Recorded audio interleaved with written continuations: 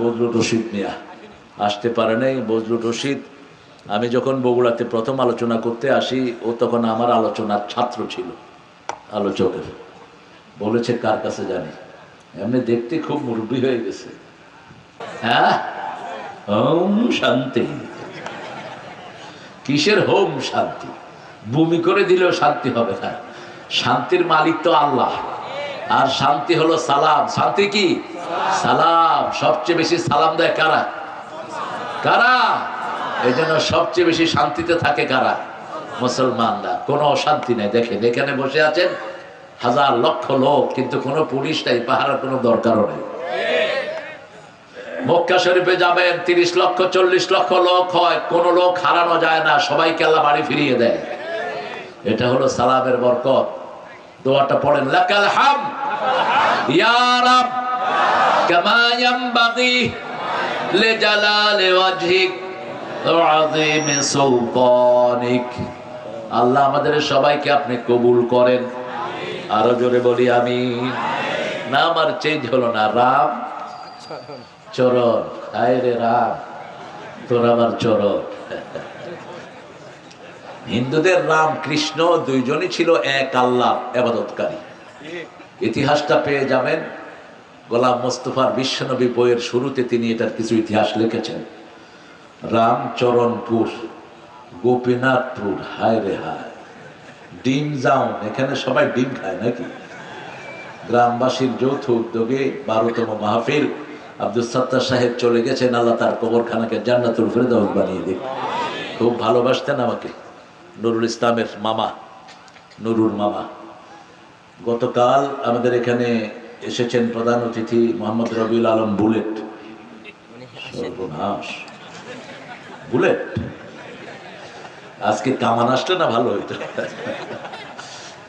আমি পেয়েছিলাম এক মন্ত্রী, ওনার নাম হলো পটল। ভাই আপনি অন্য তরকারি পাইলেন না? কই হুজুর আমার সাইজটা একটু পটলের মতো, তো আব্বা আমাদের পটলকেই রাখতো। তো বললাম আর কোনো তরকারির নাম নাই? কুমড়া আছে আমার আরেক ভাইয়ের নাম, একটু মোটা সোটা। আসলে আমাদের লোকেরা খুব সরল সহজ, ঠিক না বেঠি? ভালো মানুষেরা। আল্লাহ পটল ভাইকে মাফ করে দিক। আমি যতবার গিয়েছি বনপাড়াতে, নাটোরে, আমার মাহফিলে থাকতেন তিনি। এরা কোরআনকে ভালোবাসে। যেমন আমাদের আজকের মেহমান, দুই ভাই একসাথে এরকম যদি থাকে, আমাদের দেশ থেকে ইসলাম কেউ নিতে পারবে না, ঠিক না বেঠি? আর যদি বিএমপি জামাতের ভিতরে কিলাকিলি হয়, মধ্যে দিয়ে কে ঢুকবে? আরে শয়তান না আওয়ামী লীগ, কে ঢুকবে? ঠিকই কইছে, শয়তানে ঢুকবে। তো বড় আওয়ামী লীগ হলো বড় শয়তান। এরা কোরআনে মাহফিল করতে দিত না। আপনাদের এখানে এক শয়তান ছিল খাদ্যমন্ত্রী, আমার মাহফিলের প্যান্ডেল ভেঙে দিয়েছে শয়তান। এখন কোথায় তুই? এলাকার লোকদেরকে গ্রাম ছাড়া করেছে। হাজার লক্ষ যুবক এলাকায় থাকতে পারে নাই। দুই যুবক এসে কাঁদছে আর বলছে, হুজুর সাপের সাথে থেকেছি, এই শয়তান আমাদেরকে বাড়িতে থাকতে দেয়নি। তুমি যদি মানুষকে কষ্ট দাও, তোমাকে কষ্ট দিবেন কে? তুমি যদি মানুষের উপর রহম করো, তোমার উপর রহম করবেন কে? যে কোনো মানুষ, সৃষ্টির সবচেয়ে সেরা জীব কারা? কারা? এদেরকে খেদমত করলে সবচেয়ে খুশি হন কে?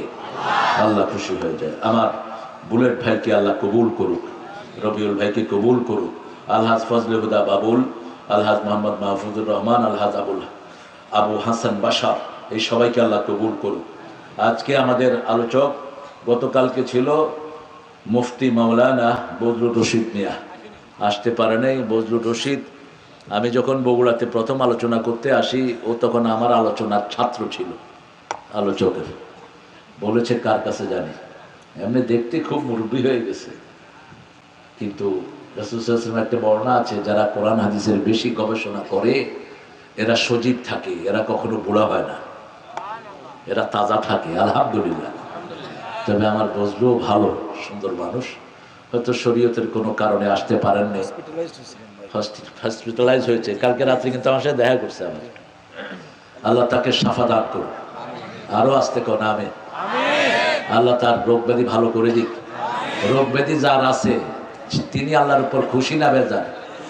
হ্যাঁ, এক সাহাবী এসে রাসূলকে বলছেন, ইয়া রাসূল আমার কোনোদিন জ্বর হয়নি, কোনো অসুখ হয়নি। রাসূল বললেন, দা লাস্তা আলাইকা রাহমাতুল্লাহ, তুই ভাগ, তোর উপরে আল্লাহর কোনো রহমত নাই। রোগ আছে যেখানে রহমত আছে। আসাদু বালাদ বালাউল আম্বিয়া, সবচেয়ে বেশি রোগের সম্মুখীন হয়েছেন নবী আলাইহিস সালাম, সবচেয়ে বেশি বরকত পেয়েছেন নবী আলাইহিস সালাম। এজন্য রোগ হলেই আমরা আল্লাহকে ডাকবো। রোগী যখন, কোন রোগীর কাছে যখন মানুষ যায় সে বেহেশতের দিকে যায়, রোগীর কাছে যখন থাকে সে বেহেশতের ভিতরে থাকে। যতক্ষণ রোগীকে সময় দেয় রাসূল বলছেন ততক্ষণ সে জান্নাতের ফল খায়। তবে বেশি সময় থাকতে নিষেধ করেছেন। যদি খেদমত করেন ভিন্ন কথা, রোগীর সেবা করলে নিজের রোগ ভালো হয়ে যায়। অন্য রোগীর জন্য দোয়া করলে আপনার রোগ ভালো করে দিবেন কে? আল্লাহ ভালো করে দিবেন। আজকে আমাদের দুইজন মেহমান আমরা পেয়েছি আলহামদুলিল্লাহ। আমার আগে আলোচনা করেছে আজমি মাকসুদ আল আজামি আর হাফেজ মাওলানা আরিফ উদ্দিন মোল্লা। কোথায় আরিফ মোল্লা? আর মাহফুজ ভাই তো আমাদের মাহফুজ ভাই, আবুল হাসান বাশার ভাই ওই যে চলে গেল। হ্যাঁ, ও ফজলুল হুদা বাবুল ভাই। বাবুল ভাইয়ের সাথে আমার গত বছরও দেখা হয়েছিল, আর মাহফুজের সাথে বোধহয় এবারই দেখা হলো। আর আগে দেখা হয়েছে দাড়ি কাঁচা, এখন দেখা হলো লাল। ঠিক আছে, বয়স বেশি না কিন্তু। আহারে আলহামদুলিল্লাহ, আল্লাহ কবুল করুক। এই বদলগাছিতে আমি আগে আসতাম, মনে আছে কিনা মাহফিলের? শহরে একটা মাহফিল হতো, হিন্দু ভাইদের জন্য আলাদা প্যান্ডেল হতো। সেখানে 12 জন হিন্দু ভাই একসাথে কালেমা পড়ে মুসলমান হয়েছে। তো ওদের নাম রেখেছি আবু বকর, ওমর, ওসমান, আলী। আর মেয়েদের নাম মা ফাতেমা থেকে শুরু করে এইভাবে। তো আমি গত 5 বছর আমাকে দেশে আসতে দেয়নি হাসিনা শয়তান। হলিহাটিজমের মামলায় আমাকে জড়িয়েছিল, আমেরিকায় ছিলাম আমি। আসার পরেই বদলগাছিতে মাহফিল, ওই যে নেয়ামত ভাই আমাদের সেক্রেটারি জেনারেল ছিলেন। তো ওখানে গিয়ে বললাম যে এই ওমর, আবু বকর আসো তোমরা কেউ? তো ওই আবু বকর দাঁড়িয়েছে, এত বড় দাঁড়ি, সে মসজিদের ইমাম এখন। দেখেন আমার ইসলাম কত উদার। আগে ছিল হিন্দু, আগে ছিল কি, এখন কি মসজিদের ইমাম। বললাম তোমার বড় ভাই আবু বকর কই?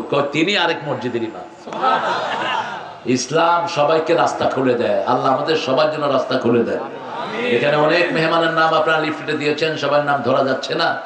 সর্বোপরি এসেছেন অনেক বড় দামি মানুষেরা, অনেক ওলামা হযরত, আমি যাদের ছাত্র হতে পারলে ধন্য হতাম। এসেছেন স্কুলের কলেজের সম্মানিত sir, principal, teacher, all type of professionals, বিভিন্ন পেশায় জড়িত আবাল বিদ্যা বনিতা পর্দার আলের মা বোনেরা এসেছেন। খেটে খাওয়া মানুষ, যাদেরকে সবচেয়ে বেশি ভালোবাসেন কে?